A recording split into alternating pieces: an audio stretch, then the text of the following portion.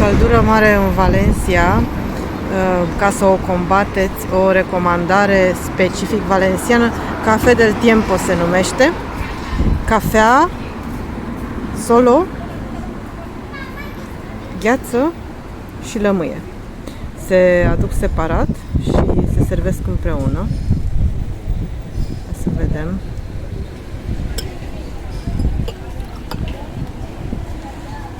Și se amestecă. Și este o cafea aromată. Mie îmi place